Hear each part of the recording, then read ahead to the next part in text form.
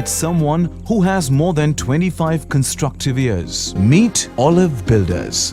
The Olive Callista is situated in Kakinad, which is fast becoming the center of business activity in Kochi, but at the same time enjoys the freedom from the pollution and rush of city life. The project is at a stone's throw distance from the highly anticipated Smart City project. Meet Olive Builders. ദൈവത്തിൻ്റെ സ്വന്തം നാട്ടിൽ ആധുനിക സൗകര്യങ്ങളോടുകൂടിയ പാർപ്പിട സമുച്ചയം നിങ്ങൾക്കായി ഒരുക്കുന്നു olive builders. The Olive Callista is a community with 5 towers housing 740 apartments and 11 bungalows spread across 9.5 acres. Right in the center of the community is a man-made lake spread over 1 acre with a water fountain and an arch bridge. വ്യാവസായിക നഗരമായ കൊച്ചിയിലും രാഷ്ട്രീയ തലസ്ഥാനമായ തിരുവനന്തപുരത്തും അക്ഷര നഗരിയുടെ തലസ്ഥാനമായ കോട്ടയത്തും പ്രവാസികളുടെ ഇഷ്ടനഗരമായ തിരുവല്ലയിലും ഒലിവ് ബിൽഡേഴ്സിന്റെ ഓൺഗോയിങ് പ്രൊജക്റ്റുകൾ. The interiors are intelligently designed to give you flexible living spaces where the watchwords are spaciousness and opulence. All of your bedrooms feature a level of decor that proclaims its high-class pedigree. Each crafted in its own special way, spacious in design and perfect in Vastu and Feng Shui element. Start your mornings with a walk or a jog around the world-class jogging track and come a bit closer to nature. The well-appointed swimming pool and the lap pool offer you another choice. Reconnect with your inner self and dive into the silence of your soul at the special meditation room. As the sun sets down, get together with friends at the community's own amphitheater, where you can host special moments that deserve to be celebrated together. The Olive Callista also houses its own barbecue counter and an elegant gazebo that finds its own beautiful place in the community. The Olive Callista also houses its own clubhouse with a state-of-the-art badminton court, a skating ring and a games room. There are dedicated electric buggy cars that you can use to go on a small ride around the community or just drive around feeling the freshness of the wind on your face. If you wish to experience an outstanding combination of high-tech living, spectacular building design, intelligent architecture, environmentally sensitive planning, exceptional security systems, and community amenities benchmarked to the highest standards, this is your chance. For details, contact Varghese Tiruvalla, telephone number 347-420-0487, email varghese.tvla@gmail.com. Meet Olive Builders. കടക്കാരനല്ല അവനാർക്കും ബാധ്യതയല്ല അവനൊപ്പം പറവാൻ മറ്റാരുമില്ല അവനെ പോലാരാധ്യ ഒരുമിച്ച് പാടിക്കാട്ട് അവനെ പോലാരാധ്യനില്ല അവനാർക്കും കടക്കാരനല്ല അവനാർക്കും ബാധ്യതയല്ല അവനൊപ്പം പറവാൻ മറ്റാരുമില്ല അവനെ പോലാരാധ്യനില്ല ആഹാഹാലേലുയാ ആഹാഹാലേലുയാ ആഹാഹാലേലുയാ ആഹാഹാലേലുയാ ആഹാഹാ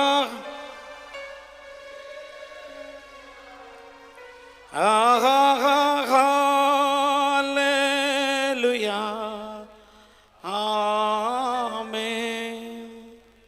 ഞങ്ങളുടെ പ്രിയ കർത്താവേ, ഇന്ന് രാത്രി തിരുസന്നിധിയിൽ ഞങ്ങളായിരിക്കുമ്പോൾ ദൈവസാന്നിധ്യത്താൽ ഞങ്ങളുടെ ഹൃദയങ്ങളെ നിറയ്ക്കുകയും വചനം കേൾക്കുന്ന നിൻ്റെ മക്കളെയും സംസാരിക്കുന്ന അടിയനെയും ദൈവത്തിൻ്റെ ആത്മാവിൻ്റെ ശക്തിയാൽ നിറയ്ക്കുകയും അനുഗ്രഹത്തോടെ അയക്കുകയും ചെയ്യണമേ. ദൈവസാന്നിധ്യം ഇന്ന് രാത്രി ഈ പന്തലുള്ളതോർത്ത് സ്തോത്രം. ദൈവം ഞങ്ങളുടെ മധ്യത്തിൽ വീരനായി എഴുന്നള്ളിയിരിക്കുന്നതോർത്ത് നന്ദിയോടെ ഞങ്ങൾ എന്നെ വാഴ്ത്തുന്നു. എല്ലാ പുകഴ്ചയും അങ്ങേക്ക് നൽകുന്നു. യേശുക്രിസ്തുവിൻ്റെ നാമത്തിൽ അപേക്ഷിക്കുന്നു, കേൾക്കണമേ. Praise the Lord. സ്വന്തം പുത്രനെ നൽകി നമ്മെ സ്നേഹിക്കുകയും സ്വജീവനെ നൽകി നമ്മെ വീണ്ടെടുക്കുകയും ചെയ്ത പിതാവും പുത്രനും, അതുപോലെ തൻ്റെ ആത്മാവിനാൽ ദിവസം തോറും ഞാൻ മരുഭൂമി യാത്രയിൽ തളർന്നു പോകാതെ എൻ്റെ കരം പിടിച്ച് എന്നെ ആശ്വസിപ്പിച്ച് നമ്മെ നടത്തുന്ന ദൈവത്തിന് നമുക്കൊരു നിമിഷം സ്തോത്രം ചെയ്യാം. ഇന്ന് രാത്രി തൻ്റെ പുത്രനെ നൽകിയ ദൈവം, തൻ്റെ ജീവനെ നൽകിയ കർത്താവ്, ആശ്വാസം നൽകി നമ്മെ വഴി നടത്തുന്ന പരിശുദ്ധാത്മാവ്, ത്രിയേക ദൈവം നമ്മുടെ മധ്യത്തിലുണ്ട്. ആ കർത്താവിൻ്റെ കൃപയിൽ ആശ്രയിച്ചുകൊണ്ട് ദൈവം എന്നെ ഫലമേൽപ്പിച്ചിരിക്കുന്ന ഒന്ന് രണ്ട് കാര്യങ്ങൾ നിങ്ങളുടെ മുമ്പിൽ വെച്ചുകൊണ്ട് ഇരിപ്പാൻ ഞാൻ ആഗ്രഹിക്കുകയാണ്. ഇന്ത്യ പെന്തക്കോസ്ത് ദൈവസഭയുടെ നേതൃത്വ നിരയിൽ നിന്നുകൊണ്ട് കർത്താവിൻ്റെ ശുശ്രൂഷയിൽ ജനത്തെ നയിക്കുന്ന കർത്താവിൻ്റെ വിലയേറിയ ഭൃത്യന്മാർ, സ്റ്റേറ്റിൻ്റെ ചുമതലയിൽ ഉള്ളവരും എൻ്റെ പുറകാലെ സംസാരിപ്പാനിരിക്കുന്ന കർത്താവിൻ്റെ വിലയേറിയ ദാസന്മാർ, കർത്താവിനെ അക്ഷയമായി സ്നേഹിക്കുകയും സ്വാർത്ഥത കൂടാതെ ആഴമായി ജീവിതത്തിൻ്റെ അനുഭവങ്ങൾ കൂടി കർത്താവിനെ ഉയർത്തുകയും ചെയ്യുന്ന എല്ലാ ദൈവദാസന്മാർ, കർത്താവിൻ്റെ രക്തത്താൽ വീണ്ടെടുക്കപ്പെട്ട സഹോദരി സഹോദരന്മാർ, കുഞ്ഞുങ്ങൾ, നിങ്ങൾക്കെല്ലാവർക്കും കർത്താവായ യേശുക്രിസ്തുവിൻ്റെ നാമത്തിൽ എൻ്റെ വന്ദനത്തെ ഞാൻ ആദ്യമായി അറിയിക്കുകയാണ്. അതുമാത്രമല്ല, ഈ കൺവെൻഷന് വേണ്ടിയും ഇവിടെ നടക്കുന്ന ശുശ്രൂഷകൾക്ക് വേണ്ടിയും നിരന്തരമായി പ്രാർത്ഥിക്കുന്ന, ഞാൻ ശുശ്രൂഷിക്കുന്ന ലിവിങ് വാട്ടേഴ്സ് ക്രിസ്ത്യൻ ചർച്ചിൻ്റെ വന്ദനങ്ങൾ നിങ്ങളെ അറിയിക്കുന്നു. ദൈവകൃപയാൽ ഈ വർഷം ഈ കർത്താവിൻ്റെ ദാസന്മാർ ഉത്തരവാദിത്തപ്പെട്ടവർ കടന്നു വന്ന് അമ്പൂരിയിൽ ഒരു പ്രവർത്തനം ലിവിങ് വാട്ടേഴ്സ് ക്രിസ്ത്യൻ ചർച്ചിൻ്റെ ആഭിമുഖ്യത്തിൽ ആരംഭിപ്പാൻ തക്കണം ദൈവം ഇടയാക്കി. അവിടെയുള്ള കർത്താവിൻ്റെ ദാസന്മാരുടെയും കോർഡിനേറ്റേഴ്സിൻ്റെയും ഒക്കെ പേരിലും ഞാൻ നിങ്ങൾക്ക് വന്ദനം അറിയിക്കുകയാണ്. ചില നിമിഷങ്ങൾക്ക് ചിന്തയ്ക്കായി കർത്താവിൻ്റെ വചനത്തിലേക്ക് ഞാൻ നിങ്ങളുടെ ശ്രദ്ധയെ ക്ഷണിക്കുകയാണ്. കർത്താവായ യേശു ക്രിസ്തുവിൻ്റെ നിസ്തുല്യത അവൻ്റെ ശുശ്രൂഷയിൽ എന്നുള്ള വിഷയത്തെ ആസ്പദമാക്കി ചില കാര്യങ്ങൾ പറയുമ്പോൾ ദൈവം എൻ്റെ ഹൃദയത്തിൽ പരിശുദ്ധാത്മാവിനാൽ തന്ന ചില കാര്യങ്ങൾ പെട്ടെന്ന് പറഞ്ഞുകൊണ്ടിരിക്കാൻ ഞാൻ ആഗ്രഹിക്കുകയാണ്. മത്തായി എഴുതിയ സുവിശേഷം 1-ാം അധ്യായത്തിൻ്റെ 21-ാം വാക്യം ദയവായി ആരെങ്കിലും വായിച്ചാട്ടെ. അവൾ ഒരു മകനെ പ്രസവിക്കും, അവൻ തൻ്റെ ജനത്തെ അവരുടെ പാപങ്ങളിൽ നിന്ന് രക്ഷിപ്പാനിരിക്കൊണ്ട് നീ അവന് യേശുവെന്ന് പേരിടണമെന്ന് പറഞ്ഞു. ദൂതൻ യോസെഫിനോട് പറയുന്ന ഒരു ഭാഗമാണ് ഇവിടെ കാണുന്നത്. എന്നാൽ യോസെഫിനെ ദൂതൻ വിളിക്കുമ്പോൾ, ദാവീദിൻ്റെ മകനായ യോസെഫേ, നിന്റെ ഭാര്യയായ മറിയയെ ചേർത്തുകൊള്ളുവാൻ നീ ശങ്കിക്കേണ്ട. അവളിൽ ഉൽപ്പാദിതമായ അത് പരിശുദ്ധാത്മാവിനാലാകുന്നു. അവൾ ഒരു മകനെ പ്രസവിക്കും, അവൻ തൻ്റെ ജനത്തെ അവരുടെ പാപങ്ങളിൽ നിന്ന് രക്ഷിപ്പാനിരിക്കൊണ്ട് നീ അവന് യേശു എന്ന പേർ ഇടണം എന്ന് പറഞ്ഞു. 1 യോഹന്നാൻ 3-ാം അധ്യായത്തിൻ്റെ 8-ാം വാക്യം ഞാൻ പറഞ്ഞു പോയിക്കൊള്ളാം. പിശാചിൻ്റെ പ്രവൃത്തികളെ അഴിപ്പാൻ തന്നെ ദൈവപുത്രൻ വന്നത്. ഈ 2 വാക്യങ്ങളിൽ കാണുമ്പോൾ നമ്മുടെ കർത്താവായ യേശു ക്രിസ്തുവിൻ്റെ ശുശ്രൂഷയുടെ ആകത്തുക അതിൽ നിന്ന് മനസ്സിലാക്കുവാൻ തക്കവണ്ണം ഇടയായിത്തീരും. എന്നാൽ അല്പം ചരിത്രം ഞാൻ പറയുവാൻ ആഗ്രഹിക്കുകയാണ്. വെറും 3.5 വർഷക്കാലം മാത്രം പരസ്യ ശുശ്രൂഷ ചെയ്യുകയും ചുരുങ്ങിയ ഒരു കാലയളവിൽ ചെറുതായ ഒരു സ്ഥലത്ത് വെറും 150 മൈലുകൾ മാത്രം ഒരറ്റം മുതൽ അങ്ങേയറ്റം വരെ ദൂരം യാത്ര ചെയ്താൽ എത്താവുന്ന ഒരു ചെറിയ സ്ട്രിപ്പ് ലാൻഡ്, ഒരു ചെറിയ സ്ഥലത്ത് ജീവിക്കുകയും ഒരു ഫോറിൻ ട്രിപ്പ് നടത്താതെയും ഒരു പ്രത്യേകമായ ആളുകൾ വിളിക്കാതെയും ചെയ്ത ആ ശുശ്രൂഷ നടത്തി മറ്റുള്ളവർ നോക്കുമ്പോൾ ക്രൂശിൽ തറച്ച് കൊല്ലപ്പെടുവാൻ തക്കവണ്ണം ബലഹീനതയുടെ പാത്രമായി മാത്രം ഇരുന്ന യേശു ക്രിസ്തു അവൻ്റെ ശുശ്രൂഷയിൽ ചെയ്ത ചില അത്ഭുതങ്ങൾ നാം ദൈവത്തിൻ്റെ വചനത്തിൽ വായിക്കുന്നുണ്ട്. ശുശ്രൂഷകളെ ഒന്നാമതായി കർത്താവായ യേശു ക്രിസ്തു ഖാനായിലെ കല്യാണത്തിന് കടന്നുപോയി. അപ്രതീക്ഷിതമായിരുന്ന സമയത്ത് അവിടെ വീഞ്ഞ് ഇല്ലാതിരുന്നപ്പോൾ യേശു ക്രിസ്തു അവിടെ വീഞ്ഞ് ഉണ്ടാക്കിക്കൊടുത്തു.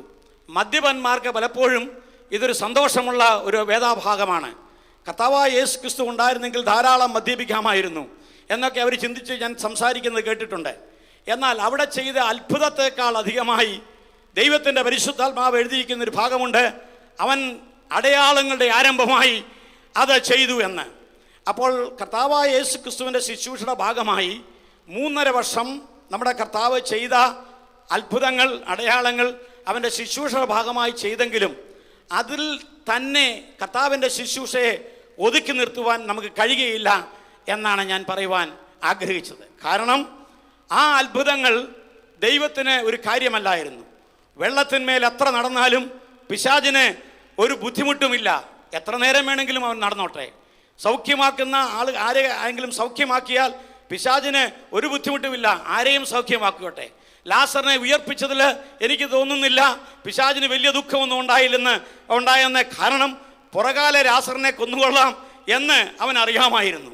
രോഗസൗഖ്യം പ്രാപിച്ചവർ പിന്നെയും രോഗം വന്നു, ഉയർത്തപ്പെട്ടവർ പിന്നെയും മരിച്ചു.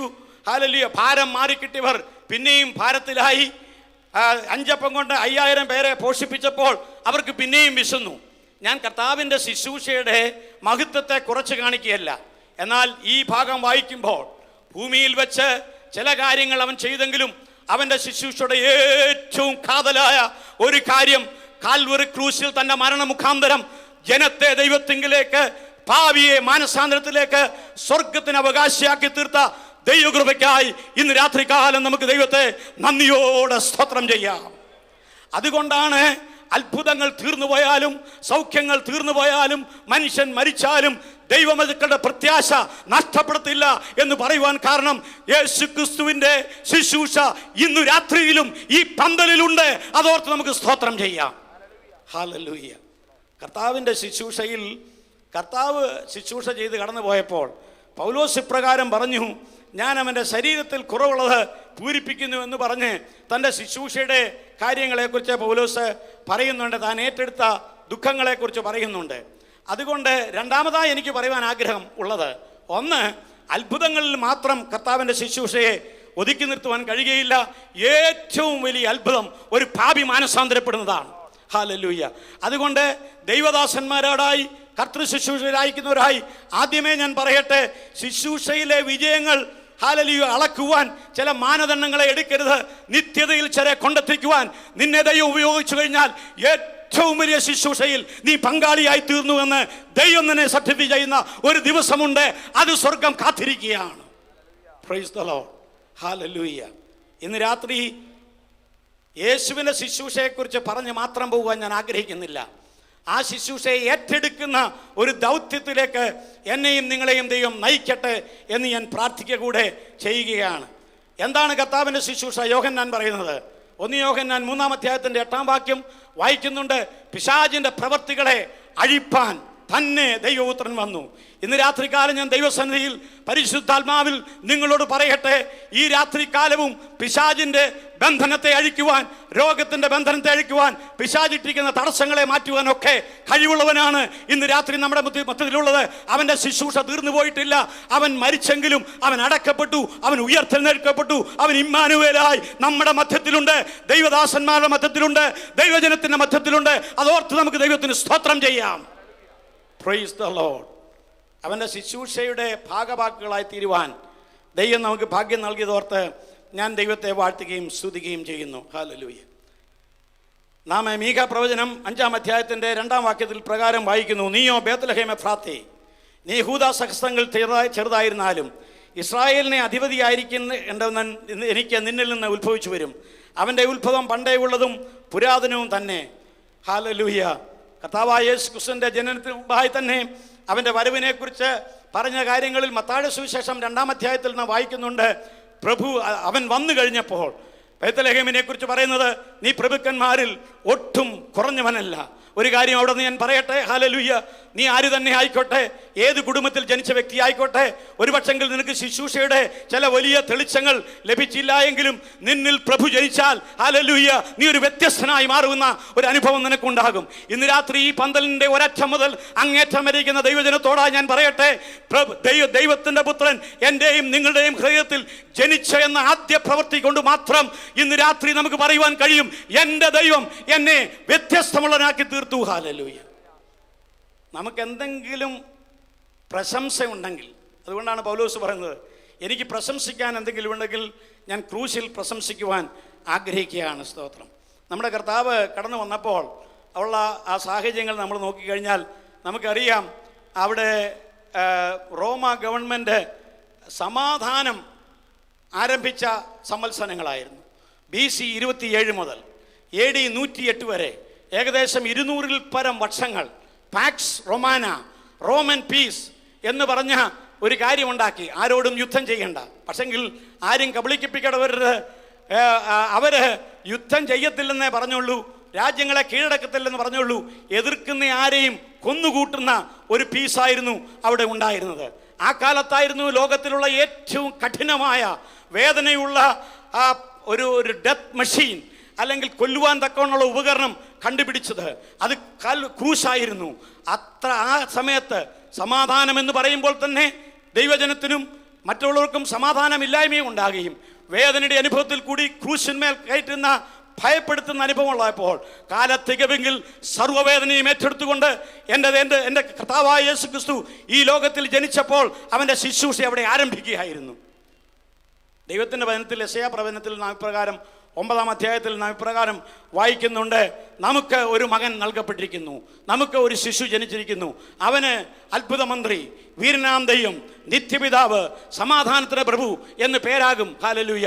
ഈ പദങ്ങൾ, ഈ വാക്കുകൾ ലൂക്കോസിന് സുവിശേഷം 2-ാം അധ്യായം 14-ാം വാക്യവുമായി ചേർത്ത് വായിച്ചിട്ട് ചരിത്ര സമയമായി നാം അതിനെ കാണുമ്പോൾ സമാധാനം എന്ന് പറഞ്ഞ റോമാ ഗവൺമെൻറ് നടത്തിപ്പെടുന്ന സമാധാനം, ചില ആളുകൾക്ക് മാത്രം സമാധാനവും ചില ആളുകൾക്ക് അത് ഭയങ്കരമായ പേടിയുടെ അനുഭവമായി മാറിയപ്പോൾ ദൈവത്തിൻ്റെ പുത്രൻ വന്നിട്ട് പറഞ്ഞു, അത്യുന്നതങ്ങളിൽ ദൈവത്തിന് മഹത്വം, ഭൂമിയിൽ ദൈവപ്രസാദമുള്ള മനുഷ്യർക്ക് സമാധാനം. റോമാ ഗവൺമെൻറ് നിനക്ക് സമാധാനം കൊടുക്കുവാൻ നിന്റെ സിറ്റിസൺസ് മാത്രമേ കഴിയത്തുള്ളൂ. എന്നാൽ ലോകത്തിൽ ജീവിച്ചിരിക്കുന്ന ഏതൊരു വ്യക്തിക്കും യേശുവിലേക്ക് നോക്കുമ്പോൾ സമാധാനം നൽകുന്ന നിത്യപ്രവൃത്തി അവിടെ ആരംഭിക്കുകയായിരുന്നു.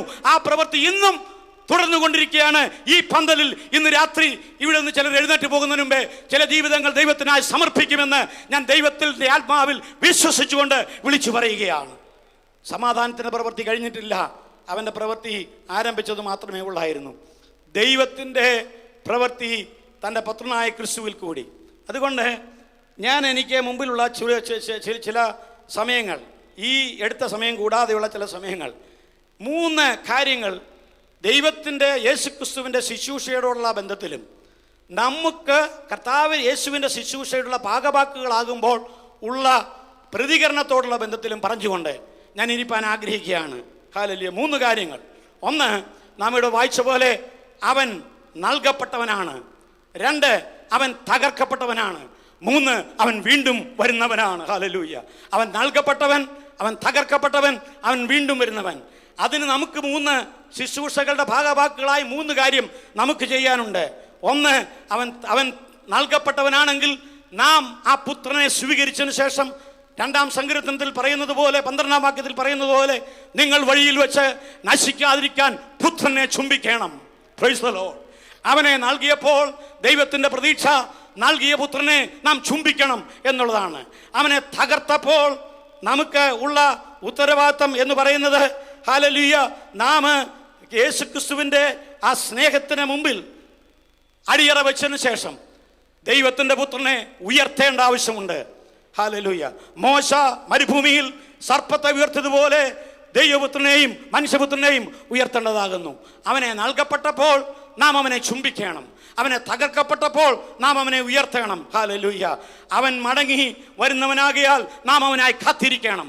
ഈ കാര്യങ്ങൾ പെട്ടെന്ന് പറഞ്ഞുകൊണ്ട് ഞാൻ എൻ്റെ സംസാരം, എൻ്റെ ആലോചന ഇവിടെ കർത്താവിൻ്റെ കൃപയിൽ ആശ്രയിച്ച് നിർത്തുവാൻ ആഗ്രഹിക്കുകയാണ്. 1, അവൻ നൽകപ്പെട്ടവനാണ്. നൽകപ്പെടുന്ന പലതിനും വിലയില്ലാതെ പോകാറുണ്ട്. നൽകപ്പെട്ടവൻ ശിശുവായിട്ടാണ് നൽകപ്പെട്ടത്. നൽകപ്പെട്ടപ്പോൾ ഇവനെ കയ്യിലേന്തിക്കൊണ്ട് അവനെ ശുശ്രൂഷിപ്പാൻ ആരുമില്ലായിരുന്നു. ദൂരെയുള്ള ആ വിദ്വാൻമാർ അവനെ കണ്ടു, നമസ്കരിച്ചിട്ട് അവൻ കടന്നുപോയി. എന്നാൽ രാജാവായ ഹെരോദാവ് അവൻ നൽകപ്പെട്ടവനെ നശിപ്പിപ്പാൻ തക്കോണം പദ്ധതി ഇട്ടിട്ട് പറഞ്ഞു, നിങ്ങൾ മടങ്ങി വരുമ്പോൾ എന്നോടുകൂടെ ഒന്ന് പറയണം, ഞാൻ അവനെ നമസ്കരിക്കാൻ ചെല്ലാമെന്ന്. ഈ ചരിത്രം വായിക്കുമ്പോൾ യോസേഫെ, ദാവീദിൻ്റെ പുത്രനായ യോസേഫെ എന്ന് വിളിച്ച വാക്കിൻ്റെ അർത്ഥം നമുക്ക് മനസ്സിലാക്കും. ദാവീദിന് നിത്യരാജ്യത്വം ദൈവം വാഗ്ദത്തം ചെയ്തതാണ്. ഹല്ലേലൂയ. നിനക്ക് ശേഷം നിന്റെ സിംഹാസനത്തിൽ ഒരുവൻ ഇരിപ്പാൻ ഇല്ലാതെ നീ വരികയില്ല, നിന്റെ രാജ്യത്വം നിത്യരാജ്യത്വമാകും എന്നുള്ളത് ദൈവം കൊടുത്ത വാഗ്ദത്തമാണ്. യേശുവിൻ്റെ ജനനം വരുന്നിടം വരെയും പലരും പലതും ഊഹിച്ചുവെങ്കിലും അവൻ കടന്നു വന്നപ്പോൾ നൽകപ്പെട്ടത് ഒരു ശിശുവായിട്ടായതുകൊണ്ട് ഹല്ലേലൂയ, ഹേരോദാവിന് പോലും അവനെ ഭയപ്പെടേണ്ട ആവശ്യമില്ലായിരുന്നു. ആ ശിശുവിനെ നശിപ്പിക്കാം എന്നാഗ്രഹിച്ചു. എന്നാൽ യെശയ്യാ പ്രവചൻ വിളിച്ചു പറയുന്നത്, അവൻ ശിശുവായി നൽകപ്പെട്ടെങ്കിലും അവൻ നിത്യപിതാവാണ്. ഹല്ലേലൂയ. അവനൊരു കൊച്ചു കുഞ്ഞാണെന്ന് കരുതി നീ അവനെ ത്യജിച്ചു കളയേണ്ട ആവശ്യമില്ല. അവൻ നിത്യപിതാവാണ്. ഹല്ലേലൂയ. കീർത്തിശീലയിൽ പൊതിയപ്പെട്ടവനായി നൽകപ്പെട്ടവനെങ്കിലും അവൻ അത്ഭുത മന്ത്രിയാണ്. ഹല്ലേലൂയ. അവൻ നിത്യപിതാവാണ്, അവൻ അത്ഭുത മന്ത്രിയാണ്. ആ മാതാപിതാക്കൾക്ക് സ്വസ്ഥത കിടത്തക്കണം.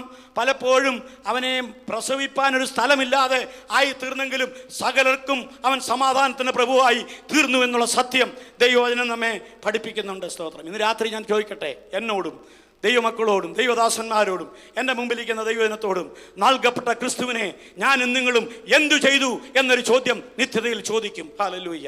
മറ്റ് ചോദ്യങ്ങൾ പലതും മാറ്റിവെച്ചാലും, ഏത് സ്ഥാനം ലഭിച്ചു, ഏത് ശുശ്രൂഷ ചെയ്തു, എത്ര പേർ ഇന്നടത്ത് ഉണ്ടായിരുന്നു, റിപ്പോർട്ട് ചോദിക്കുന്ന ജനങ്ങളുടെ നടുവിൽ സ്വർഗത്തിൽ കഴിയുമ്പോൾ ദൈവം ഒരു ചോദ്യം ഇവിടെ ഇരിക്കുന്ന ഓരോരുത്തരോടും, ഈ നിൽക്കുന്ന എന്നോടും നിങ്ങളോടും ചോദിക്കുന്നൊരു ദിവസമുണ്ട്. യേശുവിനെ നൽകിയെങ്കിൽ നീ ആ യേശുവിനെ ഉപയോഗിച്ച് എന്തു ചെയ്തു? ഈ ചോദ്യം ഇവിടെ ഇരിക്കുന്നവർ ചോദിച്ചുകൊണ്ട് പോകണം. ഹല്ലേലൂയ. നൽകപ്പെട്ടവനെ നശിപ്പിക്കാൻ ആഗ്രഹിച്ചവരുടെ മുമ്പിൽ ദൈവം അവനെ സംരക്ഷിച്ചു നടത്തി എന്നുള്ളത് നാം വായിക്കുന്നുണ്ട്. ഹല്ലേലൂയ. അതുകൊണ്ടാണ് ഭൂമിയിൽ ദൈവപ്രസാദമുള്ളവർക്ക് സമാധാനം എന്ന് പറഞ്ഞത്. നിരീശ്വരന്മാരെ സാധാരണ അവരെ തന്നെ പരിചയപ്പെടുത്തുന്നത് യുക്തിവാദികൾ എന്നാണ്. സ്തോത്രം. എനിക്ക് വലിയ ബുദ്ധിമുട്ടുള്ളൊരു പേരാണത്. കാരണം യാതൊരു യുക്തിക്കും ചേരാത്തതാണ് യുക്തിവാദികൾ. യേശുവിനെ സ്വീകരിക്കുക പോലും അല്ല എന്ന് പോട്ടെ, ദൈവം ഉണ്ടെന്ന് പോലും പറയാൻ അവർക്ക് ബുദ്ധിമുട്ടുള്ളവരാണ് ഈ ആളുകൾ എന്ന് നമുക്ക് മനസ്സിലാക്കുവാൻ തക്കവണ്ണം കഴിയും. എന്തിനേറെ ദൂരെ എങ്ങും പോകേണ്ട ആവശ്യമില്ല. നമ്മുടെ ഈ കൊച്ചു കേരളത്തിൽ ഹല്ലേലൂയ ഒരു വ്യക്തി ജീവിച്ചിരുന്നു. എല്ലാവരും ആദരവോടെ വലിയ ഉന്നതമായി കണ്ടിരുന്ന ശ്രീ A.T. കോവൂർ. അദ്ദേഹം ചലഞ്ച് ചെയ്തു. അദ്ദേഹം പ്രകാരം പറഞ്ഞു, I am not afraid of death, I am not afraid of life after death. ഞാൻ മരണത്തെയും മരണാനന്തര ജീവിതത്തെയും പേടിക്കുന്നില്ല. അത് അദ്ദേഹം പറഞ്ഞോട്ടെ, കുഴപ്പമൊന്നുമില്ല. ഹല്ലേലൂയ. എന്നാൽ ഇന്ന് രാത്രി ഇവിടേക്ക് ഇന്ന് ദൈവജനത്തോടായി പറയട്ടെ, ഒരിക്കൽ മരിക്കുകയും പിന്നെ ന്യായവിധിയും സകല മനുഷ്യർക്കും വേണ്ടി ശേഷിപ്പിച്ചുകൊണ്ട് അവനവൻ ശരീരത്തിലിരിക്കുമ്പോൾ ചെയ്തത് നല്ലതാകിലും തീയതാകിലും നാം എല്ലാവരും ക്രിസ്തുവിൻ്റെ ന്യായാസനത്തിൽ മുമ്പാതെ നിൽക്കുമെന്ന് പറയാൻ കാരണം, നൽകിയവൻ അവനെ നമ്മോട് ചോദ്യം ചോദിക്കും, എന്ത് ചെയ്തു എന്നുള്ളത്. സ്തോത്രം. ഹല്ലേലൂയ. ഒരു നല്ല അപ്പൻ്റെ മകനായിട്ടാണ് A.T. കോവൂർ ജനിച്ചത്. മർത്തോമാ സഭയുടെ വികാരി ജനറലായിരുന്ന കോവൂർ കത്തനാർ, ഐബ് കത്തനാരുടെ മകനായി ജനിച്ചെങ്കിലും ദൈവത്തെ കണ്ടുമുട്ടുവാൻ എല്ലാ സാധ്യത ഉണ്ടായിട്ടെങ്കിലും കോവൂരിന് അത് സാധിച്ചില്ല. ഞാൻ ഇവിടെ നിന്ന് ചിന്തിച്ചു, ദൈവമക്കളെ തിരിച്ചൊന്ന് ചിന്തിച്ചേ, ഇവിടെ ഇരിക്കുന്നതിൽ നല്ല പങ്കാളികളും ഒരിക്കൽ പോലും കർത്താവിൻ്റെ സ്നേഹത്തെ കാണുവാൻ അർഹതയില്ലാതെ സാഹചര്യമില്ലാതിരുന്നിട്ടും നിന്നെയും എന്നെയും തേടി വന്ന ദൈവത്തിൻ്റെ കൃപ, നിന്നെയും എന്നെയും രക്ഷിച്ച ദൈവത്തിൻ്റെ കൃപ, നിന്നെയും എന്നെയും വീണ്ടെടുത്ത ദൈവത്തിൻ്റെ കൃപ, അർഹിക്കാത്ത സ്ഥാനത്ത് നിനക്കും എനിക്കും വെച്ചു നീട്ടിയ ദൈവത്തിൻ്റെ പുത്രൻ ഇന്ന് രാത്രികാലം അവനെ നമുക്ക് ഉയർത്താം. നമ്മുടെ കരങ്ങളെ ഉയർത്തി കരങ്ങളെ അടിച്ച് അവന് ബഹുമാനവും പുകഴ്ചയും നൽകാം. അവനെ ഉയർത്തുവാൻ നാം ബാധ്യസ്ഥരാണ്. ഹല്ലേലൂയ. Praise the Lord. ഇതൊക്കെ പറഞ്ഞിട്ട് അമേരിക്കയിൽ നിന്ന് ഒരു മനുഷ്യൻ ഇപ്രകാരം പറഞ്ഞത് ഞാൻ വായിച്ചിട്ടുണ്ട്. ഈ മഹാനായ മനുഷ്യൻ A.T. കോവൂരിനെ കാണണമെന്ന് ആഗ്രഹം ഉണ്ടായിരുന്നു. ജീവിച്ചിരിക്കുമ്പോൾ അദ്ദേഹത്തെ കാണാൻ പറ്റിയില്ല. അതുകൊണ്ട് അദ്ദേഹം കൊളംബോയിൽ ചെന്ന് തേർസൺ എന്ന യൂണിവേഴ്സിറ്റിയിൽ അവിടെ വച്ചിരിക്കുന്ന ലാബിൽ ഇദ്ദേഹത്തിൻ്റെ സ്കെലിറ്റൻ വെച്ചിട്ടുണ്ട്. പഠിക്കാൻ ശരീരം വിട്ടുകൊടുത്തു. അതിനുശേഷം സ്കെലിറ്റൻ വെച്ചിട്ടുണ്ട്. താൻ വലിയ കാര്യമായിട്ട് പറയുകയാണ്, ഞാൻ അങ്ങോട്ട് ചെന്ന് ഈ മഹാനായ മനുഷ്യൻ്റെ കയ്യെ പിടിച്ച് ഒന്ന് കുലുക്കി. ഞാൻ ചിന്തിച്ചു, ഒത്തിരി കുലിക്കരുതേ എന്ന് അദ്ദേഹത്തോട് അവിടെ നിന്ന് സെക്യൂരിറ്റിക്കാർ പറഞ്ഞു കാണും. കാരണം നല്ലപോലെ കുളിക്കിയാൽ ഇതെല്ലാം താഴെ വീഴും. ഹല്ലേലൂയ.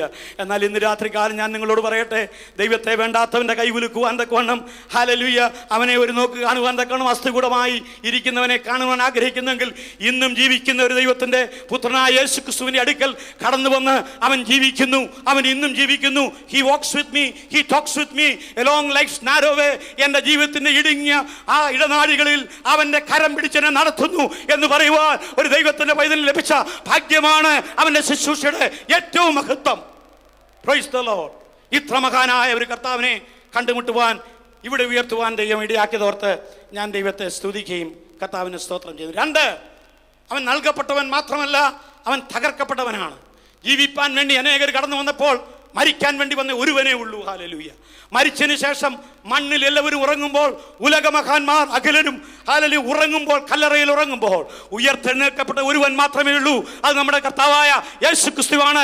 ഈ രാത്രി നമുക്ക് അവന് സ്തോത്രം ചെയ്യാം, അവനെ ഉയർത്താം, അവന് ബഹുമാനം കരേറ്റാം. ഹല്ലേലൂയ. അവൻ തകർക്കപ്പെട്ടവനാണ്.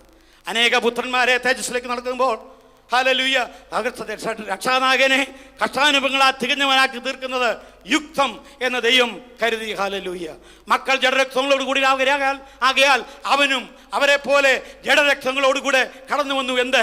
ഹല്ലേലൂയ. പാപത്തിന്റെ ശരീരത്തിലിരിക്കുന്ന എന്നെയും നിങ്ങളെയും വീണ്ടെടുത്ത് ദൈവരാജ്യത്തിന്റെ അംശങ്ങളാക്കുവാൻ അവൻ തകർക്കപ്പെട്ടു നമുക്ക് വേണ്ടി.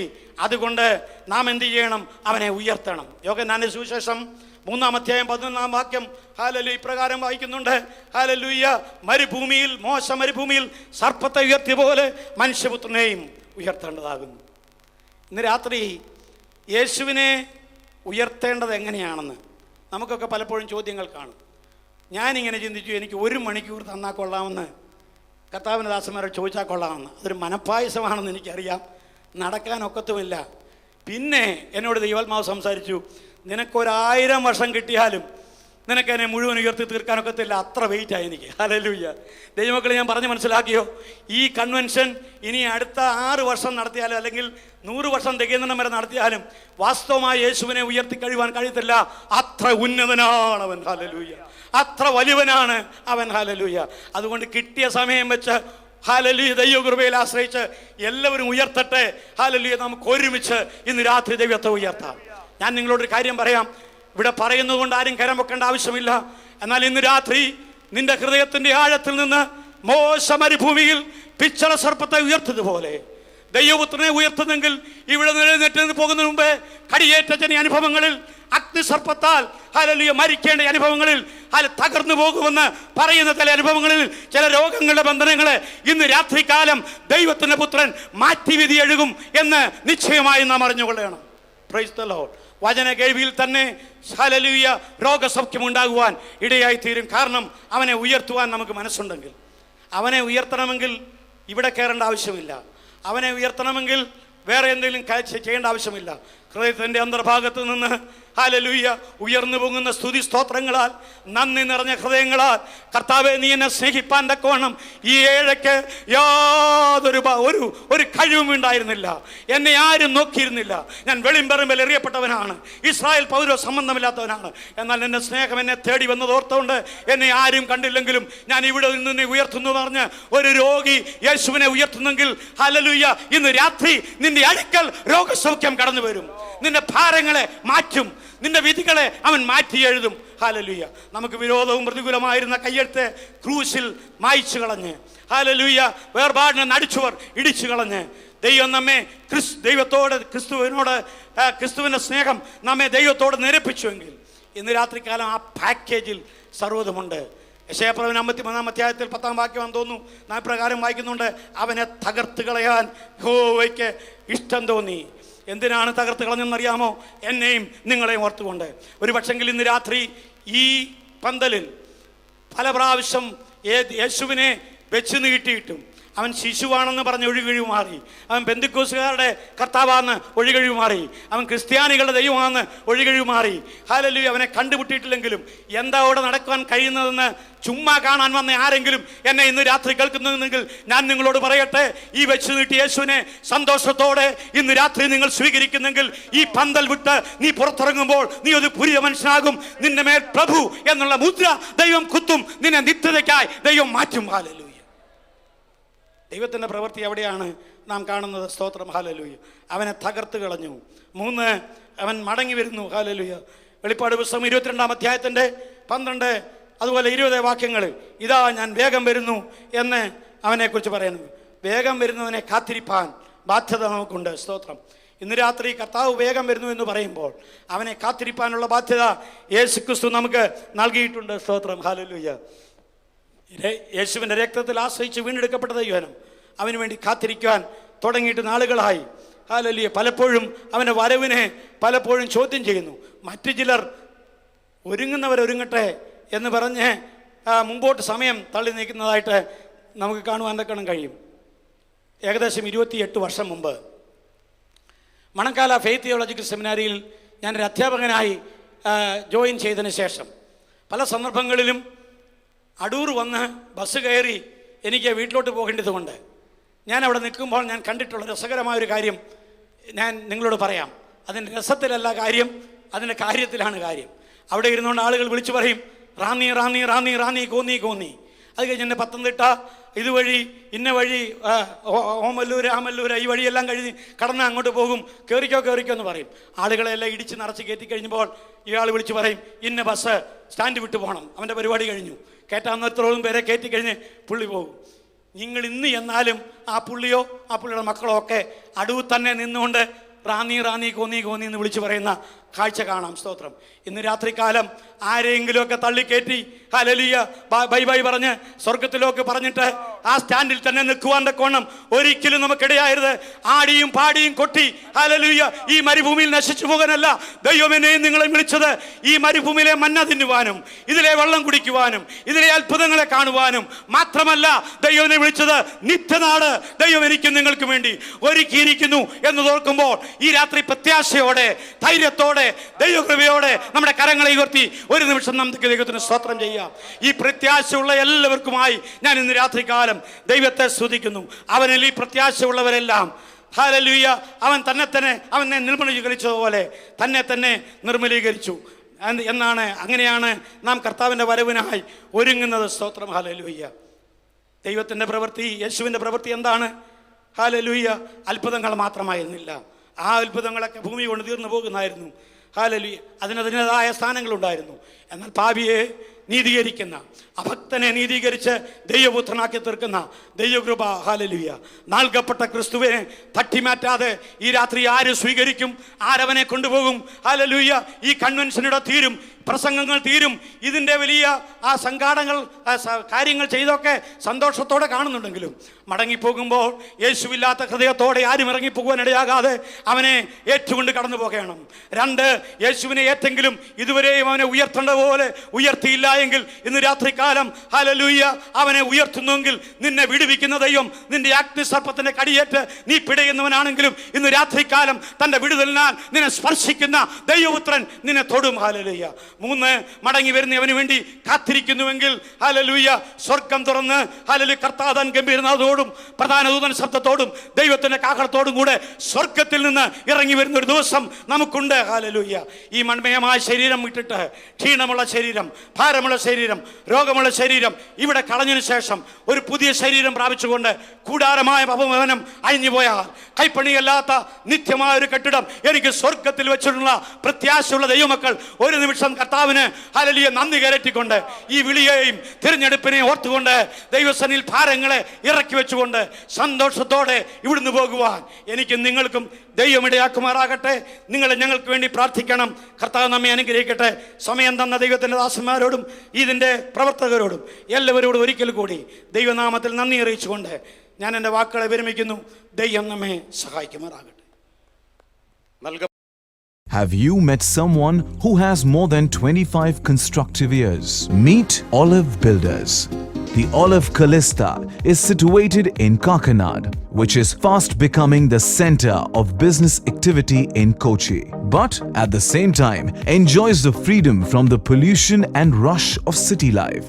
The project is at a stone's throw distance from the highly anticipated Smart City project. Meet Olive Builders. ദൈവത്തിൻ്റെ സ്വന്തം നാട്ടിൽ ആധുനിക സൗകര്യങ്ങളോടുകൂടിയ പാർപ്പിട സമുച്ചയം നിങ്ങൾക്കായി ഒരുക്കുന്നു olive builders. The Olive Callista is a community with 5 towers housing 740 apartments and 11 bungalows spread across 9.5 acres.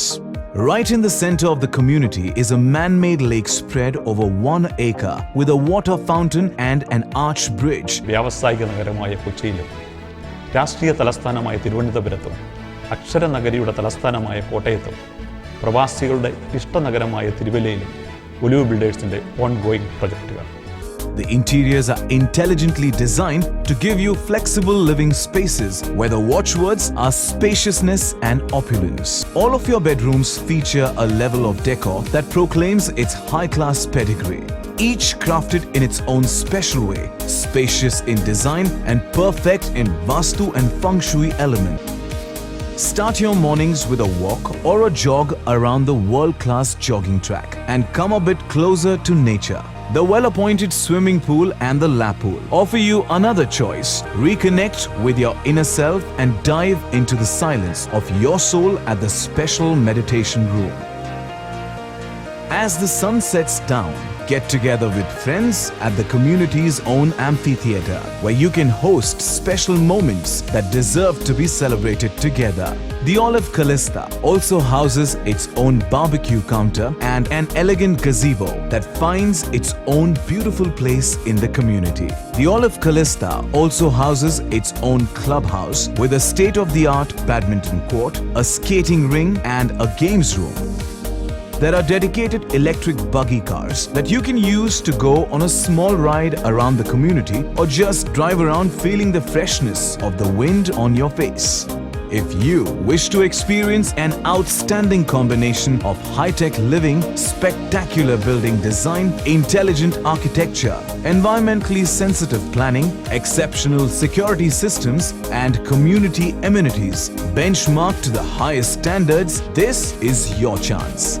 For details, contact Varghese Thiruvalla. Telephone number 347-420-0487. Email varghese tvla@gmail.com. Meet Olive Builders.